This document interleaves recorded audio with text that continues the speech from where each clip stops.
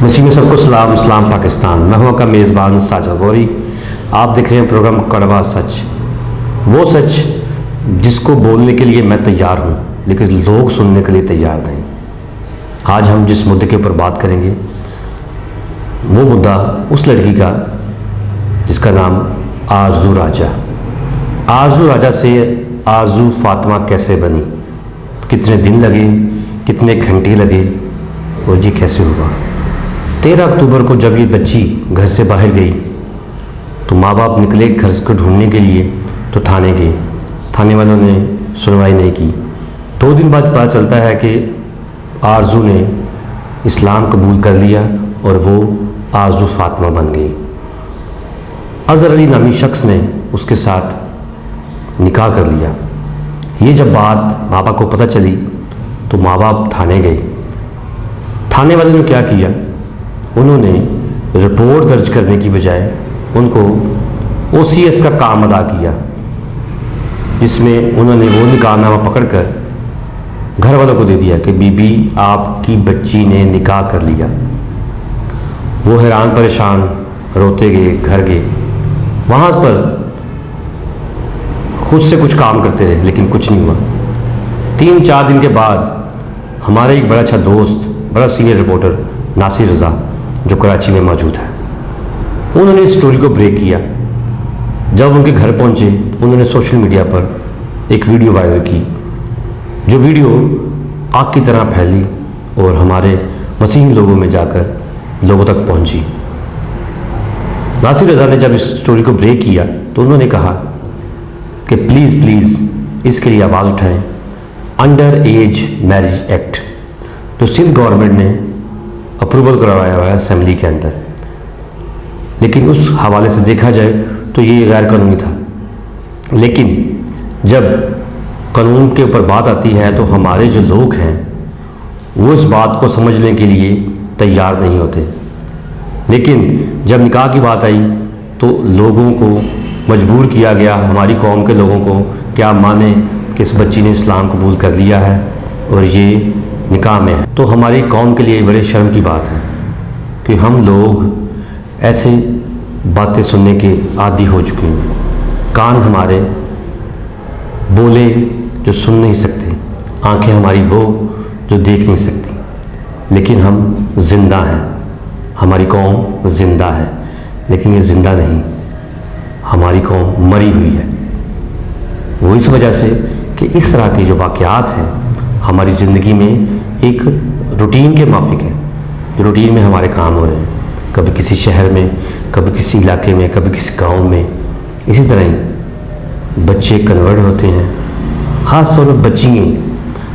अगर कोई बंदा हमारी किसी बच्ची को मुसलमान करता है तो जाते ही वो शादी को कर देता है।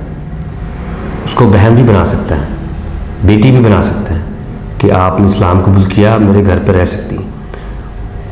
वो इसी बात पर इस्लाम कबूल करवाता है कि हमारी शादी हो जाए। लेकिन ये अफसोसनाक बात है। इसी के ऊपर ये वीडियो आपने लाजमी देखनी है, क्योंकि इसके ऊपर मैं आपको वो स्टोरी दिखाऊंगा जो शुरू से लेकर अब तक चली है। क्योंकि आप लोगों में से कई लोग ऐसे जिनको पता ही नहीं कि ये स्टोरी कैसे चली। ये वो इंसान है अज़हर अली जो उसी मोहल्ले के अंदर एक परचून की दुकान चलाता था। माँ बाप काम पर चले जाते थे लेकिन बच्ची का आना जाना उस दुकान के ऊपर था। जब दुकान के ऊपर आना जाना था तो हरासमेंट बच्चों को किया जाता है, पैसों की लालच में, चीज़ों की लालच में। इसी के ऊपर हमारी कौम को जागना चाहिए, हमारी मसीही कौम को, कि हम लोग अपने बच्चों को, चाहे वो बच्ची है या बच्चा है, उसको मोहल्ले की किसी दुकान के ऊपर नहीं भेजना चाहिए। अगर मोहल्ले की किसी दुकान पर बच्चा जाएगा तो वो हरासा किया जाएगा। पहली स्टोरी, जब ये वकूआ हुआ तो माँ की दादरसी के बाद पहली मर्तबा जब उस बच्ची के साथ उस माँ को मिलाया गया, जब आरजू फातिमा बन चुकी थी, उस वीडियो में क्या हुआ आइए आपको दिखाते हैं। नहीं 9235 वो तो सभी आता है, सभी सबको आता है। अब स्कूल में नहीं पढ़ती थी क्या? अब तो स्कूल में नहीं पढ़ती। नहीं, स्कूल में कलमा नहीं पढ़ाया। क्यों नहीं पढ़ाया जाता था? नहीं, नहीं। पहले मैं आप क्रिश्चियन थी, हमें नहीं पढ़ाया नहीं, जाता कलमा। क्यों नहीं पढ़ाया जाता? आपकी तो बुकें भी है, आपकी तो बुकें भी है बेटा, आपकी तो बुकें भी है। क्या बोला बुरे ने? कितने किसी ने कुछ ही नहीं बुरे ने बोला। क्या बोला? कुछ ही नहीं बोला, मैं अपने सर की कसम खाती नहीं। हूँ, कुछ ही नहीं बोला मुझे। बुरे ने ये बोला होगा ना मैं आपको पैसे देता हूँ। नहीं, मैं आपको पैसों की मैं लालच सारी में चीजें कसम लाता हूँ। मैं अल्लाह की कसम, मैं पैसों की लालच में नहीं। आप पैसे की लालच में आई हो, आप पैसों की लालच में आई हो ना। मुझे नहीं, मैं पैसों की लालच जो में नहीं मिलने आई। करती थी, मामा मुझे पेस्ट्री ला के दो, मामा मुझे गुड़िया ला के दो, फिर क्यों बोलती थी ऐसे आप? नहीं, मैं खाली बच्ची तो के बोल। लिए मैं मांगती थी। क्यों क्यों आप यार, आजा आजा आप उठ जाए, आप बुला दिया आपको। बाकी आप वहाँ एक सी जाके मिल लीजिए, बैठ जाए बैठ जाए। इस वीडियो में आपने देखा कि एक माँ रो पुकार कर अपनी बेटी को कह रही थी कि बेटा तुम आजू बेटी हो मेरी, छोटी बेटी हो मेरी, लेकिन वो बच्ची कह रही है कि मैं आजू फातिमा हूँ, मेरा आपके साथ कोई रिश्ता नहीं, मैंने इस्लाम कबूल कर लिया है। मैं सोच में हूँ क्या 13 साल की बच्ची को ऐसे कन्वर्ट किस तरह किया गया, किस तरह इसका ब्रेन वॉश किया गया। आपको मैं अगली वीडियो दिखाऊंगा। बिस्मिल्लाहिर्रहमानिर्रहीम। अस्सलाम वालेकुम। मेरा नाम सैयदा आरज़ू फातिमा है और मैं सैयद अली अज़हर की बीवी हूँ और अब मैं मुसलमान हो चुकी हूँ। मेरा क्रिश्चियन कम्युनिटी से कोई वास्ता नहीं है और मैंने अपने दिल से दीन कबूल किया है, अपनी मर्ज़ी से शादी की है और क्रिश्चियन कम्युनिटी के लोगों ने मेरे मियाँ के ऊपर झूठा अगवा का केस लगाया है, जबकि मैं अगवा नहीं हुई हूँ और मेरे मम्मा पापा ने मुझे बहुत मारा भी था। तभी मैंने इनको शादी का बोला और प्लीज़, और मैं अपनी मर्ज़ी से मैंने ये शादी की है। अगर मैं अगवा हुई भी होती तो मैं हाई कोर्ट क्यों जाती, वहाँ बयान क्यों करवाती।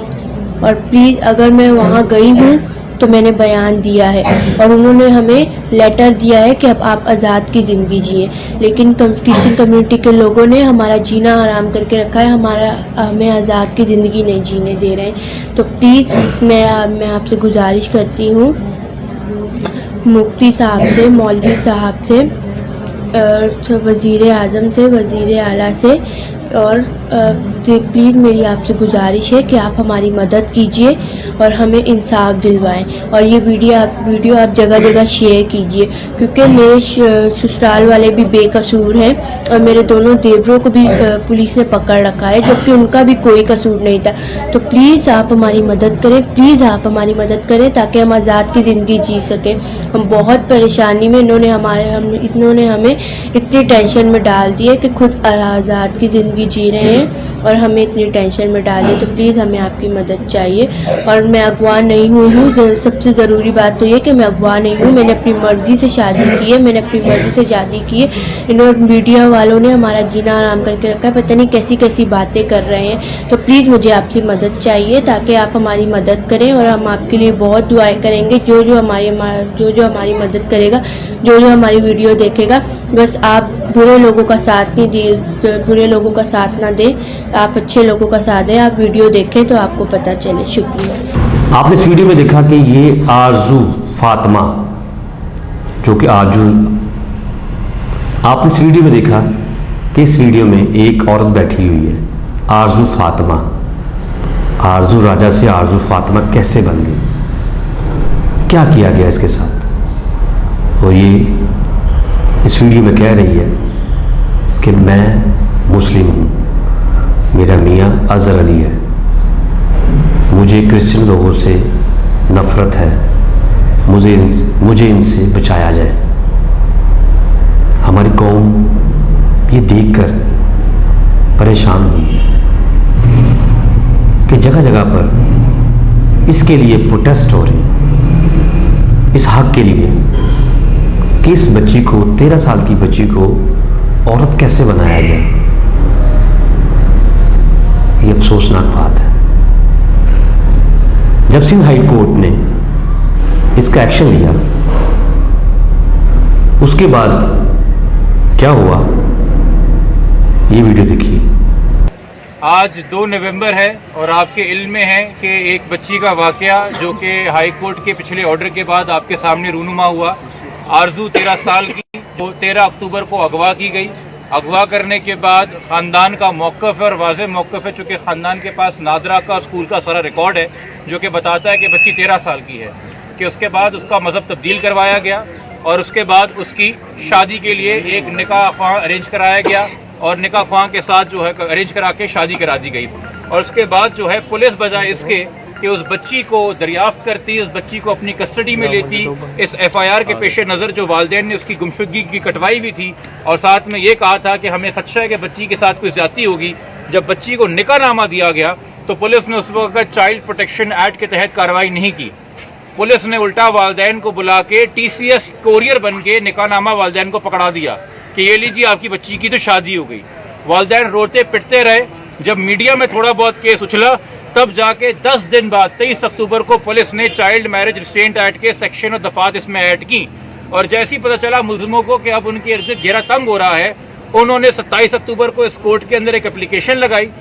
पिटिशनर बच्ची को बनाया गया जो 13 साल की है, जिसका बाकायदा जो एफिडेविट है कोर्ट के अंदर वो उसके ऊपर कोई नाजरा का रिकॉर्ड नजर नहीं आया। मगर चूंकि उस दिन कोई सामने वाली पार्टी पेश नहीं हुई, सिर्फ उस बच्ची का जो खावंद बना हुआ है गैर कानूनी तौर पे उसका वकील पेश हुआ। उन्होंने कोर्ट को धोखे में रखा, कोर्ट से झूठ बोला और उस धोखे की वजह से कोर्ट ने ये तो जरूर कहा उस बच्ची को न्यूली मैरिड वाइफ अपने ऑर्डर में, मगर ये जरूर कहा था कि बच्ची को प्रोटेक्शन प्रोवाइड करें। जिस हवाले से हमने 30 अक्टूबर खुदावंद यसु मसीह के अजीम जलाली और बाबरकत नाम में आप सबको मेरा सलाम पहुँचे। एक अच्छी खबर, खुदावंद की शुक्रगुजारी, आप सब ईमानदारों की दुआओं का जवाब। अली अजहर गिरफ्तार हो चुका है और आरजू बाजियाब हो चुकी है। अभी हम थाने की तरफ जा रहे हैं। दुआओं में याद रखें, आपकी दुआओं के बगैर ये कुछ नहीं हो सकता था। ये आपकी दुआओं की वजह से खुदा ने इतना बड़ा काम किया कि 11 का केस 2 को लग गया और 2 तारीख को आज जब हेयरिंग हुई, जबरान नासर ने बहुत अच्छे तरीके से कोर्ट को ब्रीफ किया और जजेस ने, डबल बेंच ने, के आगा साहब थे और उनके साथ दूसरे जज साहब थे, उन्होंने केस को अच्छे से सुना और ऑर्डर किया कि आज जल्द से जल्द बच्ची को बाजियाब करवा के तमाम मेडिकल किया जाए और कानूनी कार्रवाई की जाए। अली अजहर गिरफ्तार हो चुका है और आरजू बाजियाब हो चुकी है।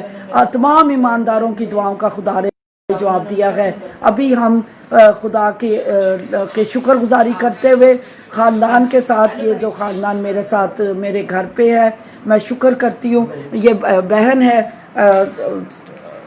बताएं जो खबर अभी आपको मिली। अभी शुक्र है खुदावन का कि मेरी बेटी बाजियाद हो गई है। मैं बेहद शुक्रगुजार हूँ बाजुगताला की, सबकी, तो उन्होंने मेरा साथ दिया और मेरी बेटी बाजियाद करवा दी है। मैं बेहद शुक्रगुजार हूँ। अभी मिली नहीं है इनको, अभी हम जा रहे हैं थाने की तरफ। जी कि वो उसे शेल्टर में भेजेंगे, लेकिन हम यकीन रखते हैं कि वो माँ को मुलाकात का और हमें मुलाकात का मौका देंगे। अली अजहर गिरफ्तार हो चुका है। ये अभी बहुत शुक्रिया। आप सब दुआओं में याद रखें, क्योंकि ये आरजू बेटी, मैं बताती चली जाऊँ, ये ऑल्टर की खिदमत करती थी, ऑल्टर गर्ल थी, खुदावंद की चुनी हुई बेटी थी। इसलिए खुदा अपने नाम की गैरत रखता है। जो बच्चे बचपन से खुदा की खिदमत के लिए अपना आप दे देते हैं, अगर वो खुदा न खास्ता भटक भी गई, हम ये जानते कि वो सारी वीडियोस झूठी थी, उसको सेड्यूस करने के, उसको स्टेरॉइड्स दिए गए थे ताकि वो मोटी लगे, उसके होंठ मोटे, उसका नाक मोटा, उसका मुंह मोटा, ताकि वो बड़ी दिखे। वो सारी उससे तशद्दुद करके और ज़बरदस्ती वीडियो बयान दिलाए गए, जिसका लोगों ने बहुत अजीब अजीब बातें भी की। लेकिन मैं आज सारी दुनिया को बताना चाहती हूँ कि वो बच्ची चुनी हुई बच्ची थी। कैथोलिक चर्च में वो ऑल्टर की खिदमत करती थी और सब लोग उस बच्ची की तारीफ़ करते हैं। वो बाजियाब हो चुकी, अली अजहर गिरफ्तार हो चुका। मेरे तमाम दोस्तों, मैं आपसे ये गुजारिश करना चाहता हूँ कि मेरी बात को तवज्जो से सुना जाए, इसको रिकॉर्ड किया जाए और मैं गुजारिश करता हूं कि मैं आपके सामने एक रेफरेंस पढ़ना चाह रहा हूं, क्योंकि कॉन्स्टिट्यूशन की आर्टिकल 2A में ये बाकायदा क्लियर है कि अगर कोई भी कानून डिवाइन लॉ के ख़िलाफ़ है और वो ह्यूमन लॉ से रिलेट करता है तो डिवाइन लॉ को प्रायोरिटी दी जाएगी, और ये क्लियर है। और मैं आपके सामने खरूज की किताब उसके 22 बाब और उसकी 16, 17 और 18 आयत पढ़ना चाहता हूँ कि अगर कोई आदमी किसी कुंवारी को जिसकी निस्बत ना हुई हो फुसला कर उससे मुबाशरत करे तो वो ज़रूर ही उसे मेहर देकर उससे ब्याह करे, लेकिन अगर उसका बाप हरगिज़ राज़ी ना हो, मैं दोबारा ये कहूँगा, अगर उसका बाप हरगिज़ राज़ी ना हो, अगर उसका बाप हरगिज़ राज़ी ना हो तो उस लड़की को उसे दे तो वह कुंवारियों के मेहर के मुआफिक उसे नकदी दे, तू जादूगरनी को जीने ना देना। इस हवाला के मुताबिक जब तक बाप राज़ी नहीं है निकाह हो नहीं सकता। जब तक बाप राज़ी नहीं है, जिसने उसको पैदा किया है, जिसने उस बेटी को पाला है, पोसा है, उसकी मर्जी के बगैर निकाह नहीं हो सकता। ना यहूदियत में हो सकता है, ना मसीहत में हो सकता है, ना इस्लाम में हो सकता है। फ्री विल का मतलब लॉलेस विल नहीं है। ये कानून को समझना चाहिए। मैं एक एडवोकेट हूँ हाई कोर्ट का, जॉन विलियम मेरा नाम है, और मैं ये बताना चाह रहा हूँ कि कानून हरगिज़ ये इजाज़त नहीं देता कि बाप की मर्जी के बगैर निकाह हो। कोई भी मज़हब इसको फॉलो नहीं करता, लिहाजा ये जो कुछ हुआ है बाप की मर्जी के ख़िलाफ़ हुआ है। लिहाजा इस बात को कानूनी नुक्ता नज़र से देखा जाए, और ये बिल्कुल इसी तरह है। इस हवाला के मुताबिक मैं फिर बता देता हूँ, खरूज की किताब 22 बाब और उसकी 16 से 18 आयत तक है, और आप ज़रूर इसको पढ़ें और इसके मुताबिक फैसला करें। मैं अदालत आलिया और सुप्रीम कोर्ट से ये गुजारिश करता हूँ कि इसको बाकायदा कानून की नज़र में देखा जाए। 13 अक्टूबर को ये जो वाक़या हुआ कि बच्ची घर से गई और किडनैप हो गई, निकाह हो गया, इस स्टोरी को जो ब्रेक किया गया वो हमारे एक बड़े ही अच्छे दोस्त, अच्छे सीनियर रिपोर्टर नासिर रज़ा जो कराची से, उन्होंने इस रिपोर्ट को सोशल मीडिया पर डाला और उसी से ये स्टोरी को ब्रेक मिला। और उसके बाद इस सारी कार्रवाई में नासिर रज़ा ने जितनी मेहनत की, अब तक की जो जितनी भी कोशिश जारी है उनकी, अभी तक बच्ची को बाज़ियाब भी करवाया गया। उसी हवाले से हमारे साथ नासिर रज़ा लाइन पर मौजूद हैं, उनसे बात करते हैं। जी नासिर भाई, क्या हाल चाल है आपके? जी बिल्कुल, थैंक यू सो मच, आपने मुझे ये टाइम दिया और मैं बहुत शुक्रगुजार हूँ। और जहाँ तक आरजू का मामला है, आरजू केस में 13 अक्टूबर को ये वाक़या पेश है 2020 को, और ये सुबह 9:30 बजे के टाइम पे उसके माँ बाप जब वो जॉब पे गए हुए थे तो उस बच्ची को वहाँ पे अगवा किया गया। फिर 2 से 3 दिन तक फैमिली को पुलिस वो उनको देती रही, और एवीपीसी में एंटी वायलेंस क्राइम सेल है, कभी वहां भेज रहे थे, कहीं दूसरी जगह भेज रहे थे। तो इसी सिलसिले में फिर जब हम लोगों ने आगे आवाज उठाई, मुझे 18 को पता चला, तकरीबन ये बेचारे अपनी मदद आपके तहत सारा वो करते रहे, तो 18 को हमें पता चला। तो फिर हम लोगों ने जब खबर ब्रेक की और वो था पाकिस्तान तमाम दोस्त, और फिर जब प्रोटेस्ट की कॉल की तो ये सारा मसला जो है पूरे वर्ल्ड में एक खबर पूरी आग की तरह फैल गई। तो हमारी यही कोशिश थी कि हमारी एक और बच्ची हुमा यूनिस का भी केस है जो 10 अक्टूबर 2019 को वो अभी तक नहीं बाजियाब हो सकी। ठीक है जी। तो आज भी हियरिंग थी, आज भी बच्ची के कुछ बयान थे और उसको 3 दिन के लिए रिमांड में दिया हुआ है अगर अली को, जो अभी पकड़ा गया है, और अब आगे हियरिंग चल रही है। जी जी। और आज कुछ हमारे कराची में अपने मजहबी जो हमारे कम्युनिटी है उसकी तरफ से आपस में कुछ इख्तिलाफ हुआ। अच्छा। और जो हमारे वकील जबरान नासिर साहब ने हमारे मजहबी लीडरान और जितने भी सपोर्टर्स थे आरजू राजा के लिए, क्योंकि ये किसी एक का मसला नहीं है, ये पूरी कौम की, ये पूरी कौम का मसला है, उनके सबके, जी पूरी कौम ने उस वक्त यहाँ पर ये काम किया और आज इतना ये बना है।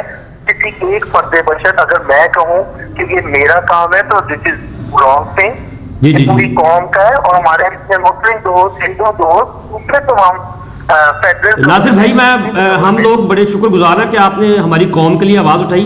मैं आज के हवाले से बात करूंगा। जब सिंध हाई कोर्ट में ये बच्ची पेश हुई तो उसने ये बयान दे दिया कि मैंने इस्लाम अपनी मर्जी से कबूल किया है और वो जो है मिडिल में शोहर के साथ जाना चाहिए, इस पे आप क्या कहना चाहेंगे? जी मैं आपको एक बात बताऊं, सिंध के अंदर ये हमारे पास लॉ है जी कि कोई भी बच्चे चाइल्ड एक्ट है जी जी अंडर एज कोई भी अंडर 18 वो कोई भी ना तो अपनी मर्जी से शादी कर सकते हैं ना अपनी मर्जी से मदद चेंज कर सकती है, पहली बात ये। दूसरी बात ये, अगर आपका बच्चा कहता है मुझे एरोप्लेन लेना है या मुझे गन लेके देनी है, तो वो 13 साल का बच्चा आप उसको लेके नहीं दोगे, आप उसको मना करोगे। ठीक है जी। तो ये 13 साल की बच्ची को हरासा किया गया, उसका ब्रेन वॉश किया गया। आज भी उसने अदालत में वो जिस कदर उसको वो किया हुआ ब्रेन वॉश, 13 तारीख से गवाह है बच्ची और परसों तक की बात हुई है। तो फिर हवाले से जब अच्छा, इस बच्ची को अब कहाँ पर रखा जा रहा है?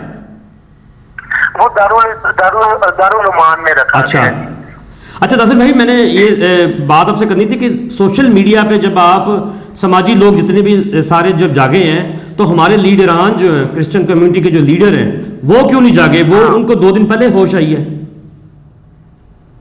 क्या मैं समझा नहीं, मुझे आवाज भी सही आई, क्या कह रहे हैं? मैं ये कहना चाह रहा हूँ कि हमारे जो लीडर हैं मजहबी, उनको क्या अब होश आई है कि वो उन्होंने प्रेस कॉन्फ्रेंस शुरू कर दी, जो शलीना रूथ हैं माइनॉरिटी की, उन्होंने अब आके एक्शन लिया है। पहले मैं आपको बात बताऊं, श्री मजारी साहिबा को भी यहाँ पे सारे डॉक्यूमेंट गए जी। ह्यूमन राइट जो ह्यूमन राइट्स वाले असद भट्ट साहब, उनको मैंने दिया जी। जस्टिस माजदा रिजवी जो ह्यूमन राइट्स की जो है उनको हम लोगों ने ऑन कॉल दिया, और तमाम दूसरे मजहबी और समाजी और रहनुमा जो थे उनको हम लोगों ने अपने साथ लिया है। और सेकेंडली बात ये है कि पूरी कौम ने मिलकर, हमारे मैंने मुस्लिम क्रिश्चियन दोस्तों ने उससे मिलकर ये काम किया और फेडरल गवर्नमेंट को इन्वॉल्व भी किया। एनसीआरसी की चेयरपर्सन है मैडम अफशा तहसीनी बाजवा साहिबा, डॉक्टर फिरोज, डॉक्टर रुबीना फिरोज भट्टी साहिबा, ठीक है। और नासिर भाई मैं आपकी बात काट रहा हूँ।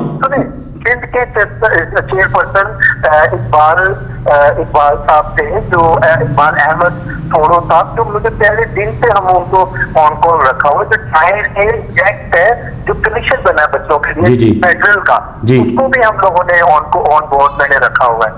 नहीं नासिर भाई, मैं ये बात करना चाह रहा हूँ कि इस वक्त तो जो ना ह्यूमन राइट्स के लोग जो हैं, जो एनजीओ वगैरह बनाए जिन्होंने, वो काम करें। मैं बात कर रहा हूँ कि हमारे लीडर कहाँ थे? लीडर जी मैं आपको ऑनेस्टली बताऊं, हमारे लीडर तमाम मजहबी लोग ऑल ओवर पाकिस्तान प्रोटेस्ट में भी और वैसे भी हमारे साथ रास्ते में उन्होंने हर चीज को हमारे साथ शेयर की है। अच्छा। वो बैठे हैं, उन्होंने बात की है, और हमारे जितने भी मजहबी लीडर हैं तमाम साथी हमारे साथ थे। और हम लोगों ने अब कोई कहे कि जी ये फैमिली साथ देखी, मैं क्योंकि फर्स्ट कॉल से मुझे ऑल ओवर पाकिस्तान मुझे कॉल है प्रोटेस्ट के लिए। जब हम लोगों ने कॉल की, मैंने पहला प्रोटेस्ट के लिए कहा तो 24 को तो पूरी वर्ल्ड से मुझे कॉल आए हैं। यूरोपियन यूनियन के साथ जाके वाशिंगटन डीसी में भी एहतजाज किया गया। और मैं उन तमाम दोस्तों का जो हमारे ओवरसीज पाकिस्तानी भी हैं और पाकिस्तान का हर वो फर्द बशर जिसमें मुस्लिम भी हैं, क्रिश्चियंस भी हैं, हिंदू भी हैं, दूसरी कम्युनिटीज भी हैं, जिन्होंने हमारा बिल्कुल साथ दिया। क्योंकि माइनर एज की बच्ची है कि आपके साथ गलत अच्छा नासिर भाई, होना चाहिए। नासिर भाई मैं आपसे एक सवाल करूंगा कि जिस तरह सिंध गवर्नमेंट ने अंडर एज मैरिज एक्ट का एक कानून पास करवाया था, तो क्या इसको नेशनल असेंबली में नहीं होना चाहिए पास? क्या कह रहे हैं? मैं कह रहा हूँ जी, सिंध गवर्नमेंट में सिंध असेंबली से जब ये पास हुआ है अंडर एज मैरिज एक्ट, इसको क्या नेशनल असेंबली में पास नहीं होना चाहिए था? नहीं, बिल्कुल ये नेशनल असेंबली में पास होना चाहिए था। लेकिन अभी जब वो शनीला रूथ साहब और मिनिस्टर ह्यूमन राइट आए, उन्होंने बहुत तारीफ की है कि सिंध में ये है, हम तो पूरी जगह पे इम्प्लीमेंट करवाना चाहते हैं। और ये बहुत अच्छी चीज है जो सिंध के अंदर वो हुई है। अच्छा नासिर भाई, मैं आपसे आखिरी क्वेश्चन करूंगा कि ये जो हमारे जो क्रिश्चियन कम्युनिटी के जितने भी हमारे लोग हैं, हमें अब बच्चों को क्या आगाही देनी चाहिए इस मामले के बाद? देखिए देखिए मेरी अकाई यही है, मैं जितने भी टीवी प्रोग्राम में मीडिया में जाकर यही बात कहता हूँ, अपनी बच्चियों को बिल्कुल अपनी नजर में रखें, अपने बच्चों को बताएं मोबाइल जो यूज कर रहे हैं उस बच्चे पे नजर रखें। रिकॉर्डिंग होती है, हर चीज आती है आप लोगों के पास, किससे चैट कर रही है, क्या कर रहे हैं। क्योंकि देखिए ये मोबाइल एक बहुत ही, आप इसको सही इस्तेमाल करें। अब देखिए ये सही इस्तेमाल है और आप मेरा वहां पे लाहौर से इंटरव्यू कर रहे हैं, जी। राइट। तो हमें ये अपने बच्चों पे नजर रखनी चाहिए। बच्चे बगैर मोबाइल से नहीं रहते, बच्चे बच्चियां तमाम दोस्तों तमाम बच्चों को हमें अपने उन पे कड़ी से कड़ी नजर रखनी चाहिए कि ये किससे बात कर रहे हैं, क्या कर रहे हैं। और खास तौर पर बेटियों को, अब 13 साल की बच्ची का कैसे 44 साल से ब्रेन वॉश किया है कि वो कहती है कि जी मैंने अपनी मर्जी से इस्लाम कबूल किया है, मैंने अपनी मर्जी से, हालांकि वो क्रिश्चियन स्कूल में पढ़ती है, 6ठी क्लास की बच्ची है, ठीक है, उसको कैसे इन्होंने ब्रेन वॉश किया 20-25 मोबाइल सिग्नल की वजह से हमारा राब्ता नहीं हो सकता। बहुत शुक्रिया आपका जी। आरजू केस के हवाले से आज सिंध हाई कोर्ट में जो आरजू राजा जो है वो पेश हुई, तो उन्होंने एक बयान दिया कि मैंने अपनी मस्जिद इस्लाम कबूल किया है और मुझे मेरे शोहर के साथ जाना चाहिए। इसी हवाले से कानूनी राय लेने के लिए हमारे साथ लाहौर हाई कोर्ट से सीनियर एडवोकेट हारून ठोकर साहब मौजूद है लाइन पर, हम उनसे बात करते हैं। जी हारून भाई, क्या हाल चाल है आपके? जी खुदावंद का शुक्र सर, बहुत मेहरबानी। अच्छा सर जी, मैंने आपसे ये आरजू केस चल रहा है 13 अक्टूबर से, उस हवाले से कुछ बताइएगा सर।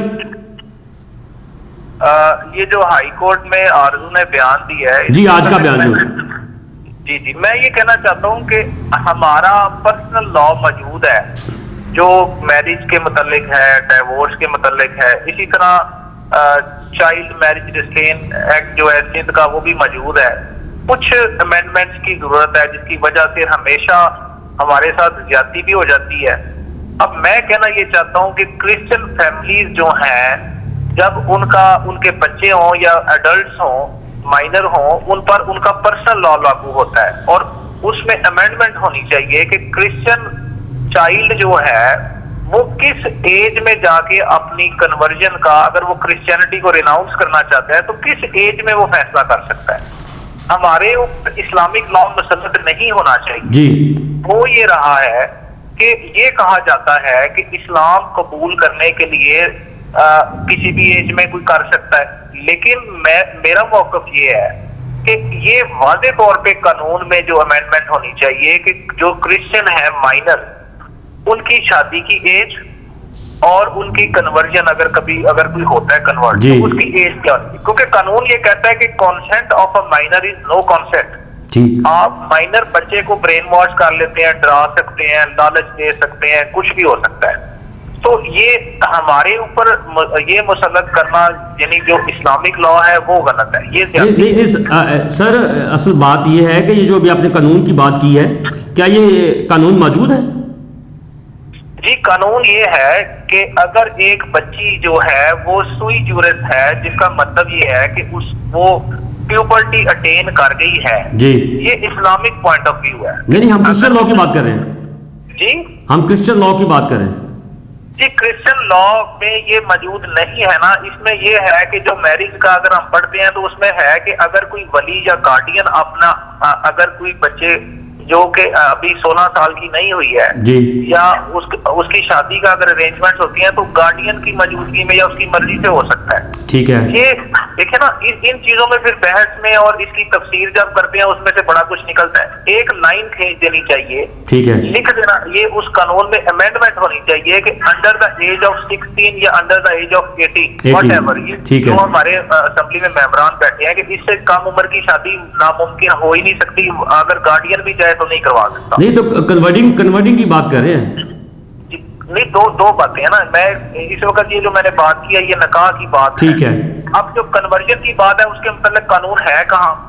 नहीं कानून नहीं है, कोई कानून ही मौजूद नहीं है। अगर कोई क्रिश्चियन बच्चा, बेटा या बेटी, अब सर देखें मैंने बहुत से केसेस डील किए और हमेशा हमें हार देखनी पड़ी है।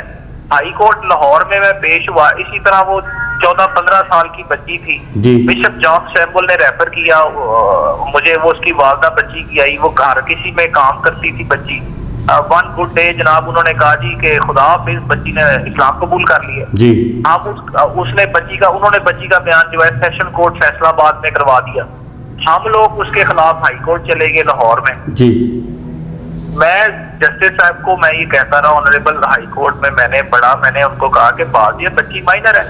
उन्होंने कहा जी कि आपने तो ये चर्च ऑफ पाकिस्तान का बर्थ सर्टिफिकेट लगाया है, इसकी वैल्यू नहीं है। अब मैंने कहा मैंने तो चले चर्च ऑफ पाकिस्तान का लगाया है। मैं सॉरी आपकी बात काट रहा हूँ, चर्च ऑफ पाकिस्तान का सर्टिफिकेट वैल्यू नहीं रखता सर। मुझे वहाँ हाई कोर्ट में ये जो जस्टिस साहब ने मुझे कहा कि आप वो लेके आए नादरा का, ये इसकी कोई वैल्यू नहीं है। मैंने बहरहाल उन्हें कहा कि ये जो चर्च है ये पाकिस्तान का मेन लाइन चर्च है। और नहीं सर मेरी बात सुने, मैं बात काट रहा हूँ आपकी कि एक आम जो निकाह सर्टिफिकेट जो होता है वो एक आम चर्च का भी होता है, उसकी वैल्यू नादरा में हो जाती है, तो ये इसकी क्यों वजूहत है कि यहाँ पे नहीं हो रहा? देखें बात समझने की कोशिश करें जी। इसमें जो पॉइंट ऑफ व्यू है ना इस्लामिक लॉ के मुताबिक ये जो शादियों के मसले हैं ना इनको सेटल किया जाता है। ठीक है, मेरी तरफ बात सुन लें। ठीक है। इस्लामिक पॉइंट ऑफ व्यू के मुताबिक अगर एक बच्ची प्यूबर्टी अटेन कर देती है और उसको मेंसेस जो पीरियड्स हैं वो आ रहे हैं और वो फैसला करती है कि मैं फलां शख्स से शादी कर लूं, तो इसको माना जाता है कि she is capable to decide physically and mentally, और वो शादी कर सकती है। ठीक है। After attaining puberty. अब क्रिश्चियंस में हमें ये देखना है कि दो बातें देखनी है कि क्या वो शादी कर सकती है, क्या हमारे ऊपर इस्लामिक लॉ अप्लाई होगा। ठीक है। या दूसरी बात यह है कि वो कन्वर्ट लड़का या लड़की। ठीक है। एक क्रिश्चियन बच्चा देखे ना, मैं जो आपको बता रहा था वो फैसलाबाद साइड पे। हाँ जी ठीक है। वो बच्ची यानी आप आज काम पे निकले हुए हैं, शाम को आप 5 बजे घर जाते हैं, आपको पता चलता है जी आपकी 13-14 साल की बेटी या बेटा जी खुदा हाफिज उसने इस्लाम कबूल कर लिया, चले जाए। क्या ऐसी बात कोई भी पाकिस्तानी, मुसलमान, हिंदू, सिख, क्रिश्चियन कोई भी हो मानने के लिए तैयार होगा कि जब शाम तक तो सब कुछ ठीक था, आज मैं ऑफिस से घर आया हूँ तो अंडर एज माइनर चाइल्ड जी जी ही और she has converted herself or himself to another religion। तो सर यहाँ पर मेरी बात सुनिए, यहाँ पर वालिदैन को क्या रोल अदा करना चाहिए? देखिए वालिदैन के लिए जो है बड़ा वाज़ेह मैसेज है, इट्स वेरी क्लियर। आप जिस माशरे में रहते हैं, do in Rome as Romans do. आप पाकिस्तान में रहते हैं, यहाँ पर आप अगर अपने घर में अलाउ करेंगे गैर मर्दों को, गैर लोगों को कि जब मर्जी आए जब मर्जी, मतलब आप कोई वो नहीं रखते रिस्ट्रिक्शन। इस्लाम में एक बड़ा खूबसूरत व्यू है गैर महरम जी। जो गैर महरम है उसके पास आप अपने बच्चों को, बेटे हो या बेटियां हो, नहीं जाने देते, फिर वो चाइल्ड अब्यूज भी होगा जी। और ये रनअवे मैरिजेस भी होंगी और इस तरह के वाकयात जो है फिर आप नहीं रोक सकते ना। ठीक है। आपको एक लाइन खींचनी है अपने घर में, एक बात। दूसरी बात, आपके बच्चे क्या चर्च जाते हैं, क्या संडे स्कूल आपका चर्च जो है वो करवाता है, क्या अपने बच्चों को बचपन से आप अपनी मजहबी तालीम दे रहे हैं, एथिकल तालीम दे रहे हैं, आप उनको समझा रहे हैं कि आपने कैसे रहना है। फिर ये है ना कि हम बड़ा फख्र महसूस करते हैं ना समटाइम्स जी जी गैरों के साथ तल्लकात बना के, अपने शायद अपनी बरादरी में रोक डालना होता है कि देखो जी साढ़े तल्लकात बड़े बड़े बड़े जगीर, हमारे घर डोगर आ गया, हमारे घर कल्याण आ गया। हाँ जी। तो फिर इस तरह ना आप अपनी बच्चियों को देखें। मैं जिस माहौल में पला बड़ा हूँ वहां पे सारे हमारे मुसलमान, मेरे सारे दोस्त मुसलमान हैं, मैं साहिवाल से तल्लक रखता हूँ बेसिकली। खैर मैं लाहौर में प्रैक्टिस कर रहा हूँ, वो बाद की बात है। तो हम वैसे ही उनके साथ बड़े बड़े जैसे सके बहन भाई होते हैं, लेकिन लिमिट्स जो थी जो उनके घर में थी वही हमारे घर में थी। तो वो लिमिट्स अगर हम उसमें नरमी करेंगे तो फिर गलतफहमियां फिर बच्चों में और वो चीजों में पैदा होगी और उसमें गड़बड़ होगी। अच्छा सर मैं आखिरी क्वेश्चन कर रहा हूँ आपसे इस केस के बारे में कि इसकी क्या आखिरी फैसला क्या होगा, कोर्ट क्या फैसला करेगा? 9 तारीख दे दी गई है। देखें जी, जो मुझे समझ आ रही है सिंध मैरिज रिस्ट्रेन एक्ट जो है उसके मुताबिक बच्ची अंडर एज है, शादी को तो वो वैलिड नहीं कर सकते। अब जो दूसरी बात है कि क्या वो कन्वर्ट हो सकती है कि नहीं, उसी पर मैं गुफ्तगू कर रहा था कि हमारा पर्सनल लॉ जो है वो कन्वर्जन के मुतालिक होना चाहिए। उसमें हमारा एक एलिमेंट जो है कन्वर्जन का, ये हमें कानून साजी की जरूरत है कि सर इसमें रोल कौन अदा करेगा? हाँ जी, ये रोल जो अदा करना है, जो हमारे बड़े, मैं समझता हूँ काबिल लोग बैठे हैं, अभी भी असेंबलियों में है, मैं किसी को अंडर वैल्यू नहीं करता, मैं बल्कि एजुकेशन वाइज अच्छे खासे पढ़े लिखे पीटीआई में जो है हमारे एमएनए बैठे हैं, हमारे वजीर बैठे हैं, इवन सूबे में भी हमारे एजाज साहब हैं, ऊपर शनीला रूट है, मोहम्मद साहब हैं, इवन हिंदू जो है हमारे मिनॉरिटी के, ये उनका भी मसला है, हिंदू जो मिनॉरिटी है। तो इसमें कानून साजी करवाएं कि ये कन्वर्जन वाला जो है ना, once for all chapter close होना चाहिए। अगर कोई अपनी मर्जी से मैं जाती राय है, अगर कोई अपनी मर्जी से मजहब चेंज करता है तो मेरा ख्याल है क्रिश्चियन कम्युनिटी को कोई प्रॉब्लम नहीं है, वो इस्लाम कबूल करे, वो जो मर्जी जहाँ मर्जी जाए, हमें तो कोई प्रॉब्लम नहीं है। बहुत शुक्रिया सर, आपका टाइम देने के लिए बहुत शुक्रिया आपका। बहुत शुक्रिया, thank you ji. Aarzoo case के ऊपर आज हमारे साथ एक पंजाब असेंबली के जो ओपोजिशन में हैं एमपीए तारक गिल साहब, उनसे बात करते हैं कि उनके ये जो आरजू केस के हवाले से आज जो पेशी हुई है उसकी कि सिंध हाई कोर्ट में कि बच्ची कह रही है कि ये मैंने अपनी मर्जी से इस्लाम कबूल किया और मैं शोहर के साथ जाना चाहती हूँ अपने, तो उस हवाले से बात करेंगे। जी तारक साहब, क्या हाल चाल है आपकी? तो उसकी आज पेशी हुई है, तो उसमें जो है उसने कहा गया कि भी मैं अपनी मर्जी से इस्लाम कबूल किया है और मैं अपने शोहर के साथ जाना चाहती हूँ, इस पर आप क्या कहेंगे? लेकिन जी आरजू अभी 13 इयर्स ओल्ड बच्ची है, ठीक है, अंडर एज वो मैरिज में के जुमरे में आती है, ठीक है, ये इस्लाम कबूल करना, मैं ये नहीं कहता कि इस्लाम उसने कबूल क्यों किया है, ठीक है, या उसकी क्या मर्जी है, हम किसी की मर्जी को नहीं छुपा सकते, ना किसी मर्जी के ऊपर, किसी की मर्जी के ऊपर हम उसको दबा सकते हैं, ठीक है, कोई क्रिश्चियन हो जाए, जो कोई मुस्लिम हो जाए, ठीक है, लेकिन हमें से कोई एतराज नहीं है, ठीक है, मगर वो बच्ची जो क्रिश्चियन थी वो मुस्लिम हुई है, वो अंडर एज है, ठीक है, तो अभी तो वो 18 साल की हुई नहीं है, नाबालिग बच्ची है, उसको समझ ही नहीं है, उसको ये पता नहीं है कि चॉकलेट किसको कहती है, पॉकलेट किसको कहती है, ठीक है, तो कहने का मतलब ये है कि 13 साल की बच्ची जो दिन को रात को समझती नहीं है, जो किसी प्रॉब्लम को समझती नहीं है, उसको क्या पता है कि मैंने जाके इस्लाम के दायरा में रहकर मैंने कैसी जिंदगी गुजारनी है, या वो क्रिश्चियन मजहब को भी सही तरीके से वाकिफ नहीं रखती। तो जो बच्ची अपनी अंडर एज है, जिसको किसी मजहब के बारे में कोई रोशनी नहीं है, तो वो क्या तब्दीली कर सकती है?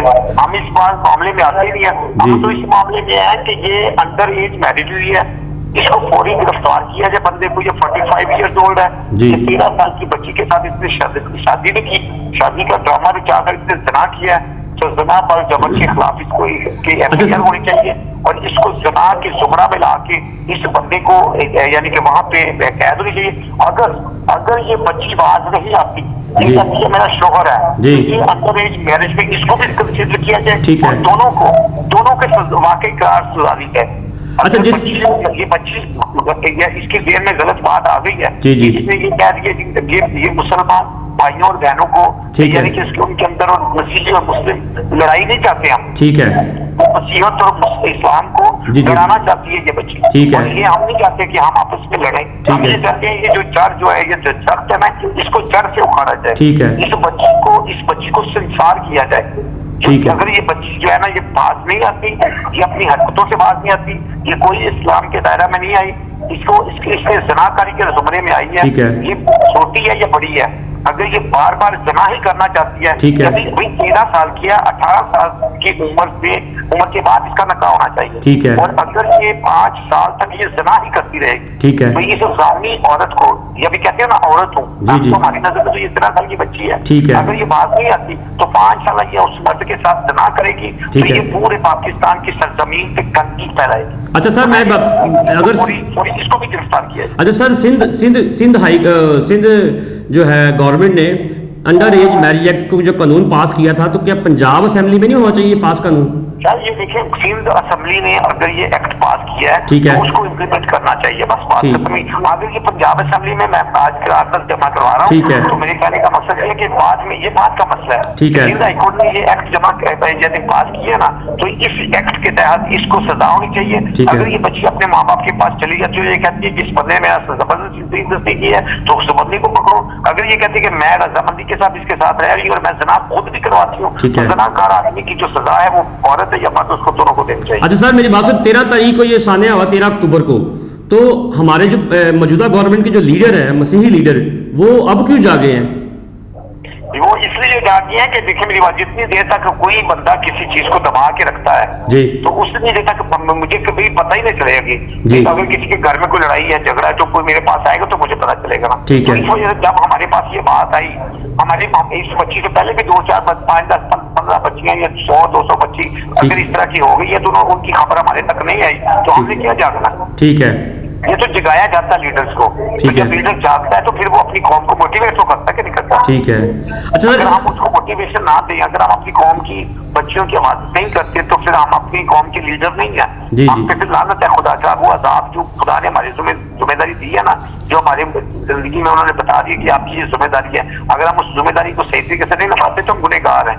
अच्छा तारिक साहब, अगर ये जो अंडर एज मैरिज एक्ट है ये तो हो गया, असल में जो कन्वर्ट होने के लिए उसके लिए भी तो एक एज इफेक्ट होना चाहिए। मैंने कह दिया कि अंडर एज मैरिज एक्ट हो किया ना, ये जो कन्वर्जेशन है ना, ये जी। कन्वर्ट जो होता है बंदा, जी, जी। तो ये भी याद मेरी बात सुनो, ये भी तो है ना कि छोटे बच्चे जो जब 18 साल से कम उम्र बच्चे हैं तो उनका मजहब वही मजहब है जो उनके माँ बाप का मजहब है। तो सर ये कानून पास होना चाहिए इसके ऊपर। बात क्या होना चाहिए, कुछ हो गया ऊपर कैबिनेट में बिल दे दिया उन्होंने। अच्छा, इस कानून के ऊपर भी खुदा के फजल से क्लियर होगा। मैं पास मैं आज में देता हूँ ना, जी, जी। मैं इज्जत ही करवा रहा हूँ जमा। बहुत शुक्रिया सर। सिंध हाई कोर्ट ने ऑर्डर दिया कि इस बच्ची को 5 तारीख को सिंध हाई कोर्ट में पेश किया जाए और इस बच्ची को दारुल माल में भेजा जाए और इसके खिलाफ अजली को पकड़वाया गया और उसी के खिलाफ जितने भी शाहिद मिले उनको सामने लाया जाए। और ये बड़ी खुशी की बात थी कि हमारे लोगों ने पूरे पाकिस्तान में प्रोटेस्ट भी किए और प्रोटेस्ट की वजह से हमारी कौम की आवाज़ आगे आई और वो बंदा पकड़ा गया। बच्ची जो दारुल मामन चली गई, 5 तारीख को जब वो बच्ची पेश हुई तो उसमें उस बच्ची ने बयान दिया कि जी मैंने अपनी मर्जी से इस्लाम कबूल किया, मैं अपने शोहर के साथ जाना चाहती हूँ।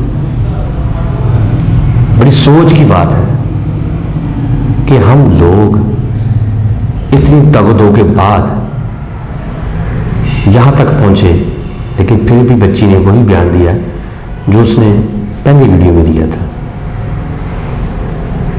मैं अपनी कौम को एक मैसेज देना चाहूँगा कि प्लीज़ खुदारा अपने बच्चों को मजहबी तालीम दें, अपने मज़हब की पावर दिखाएं।